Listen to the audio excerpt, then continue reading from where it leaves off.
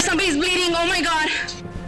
A fury of gunfire at a local apartment complex. Now at 6, a possible motive for the shooting and why the attack wasn't over even when the bullets stopped flying.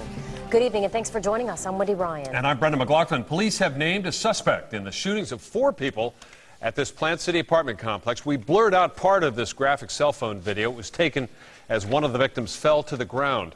Our Ryan Raish is live at the Plant City Police Department with the very latest on these shootings. Good evening, Ryan. Yeah, good evening, Brendan. The latest is that they're still searching for this accused gunman identified as Luis Acosta. And I spoke with the public information officer out here not too long ago. He said that officers are going to try to speak with the victims tonight to try to piece together what happened and why. But I talked to a relative of one of the victims today, and she says she knows why. There's shots.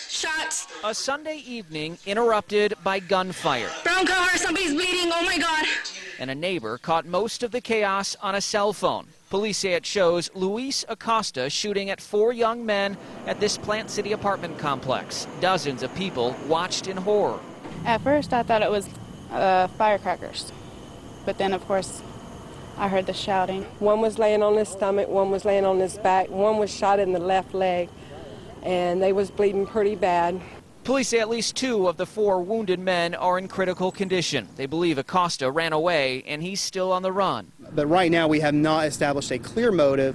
All we know is what we've been told by witnesses. We want to confirm through the victims what exactly transpired. While police won't disclose the motive, the aunt of one of the victims tells us the gunman opened fire because her nephew was dating his stepdaughter, and he didn't like him. This relative also says after the shooting, Acosta's wife and son joined in on the attack with a bat.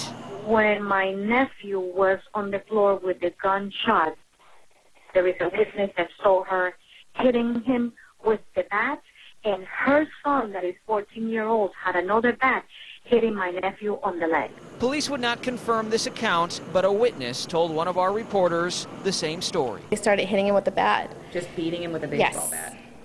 Just beating him with the baseball bat. He wasn't moving, he wasn't talking.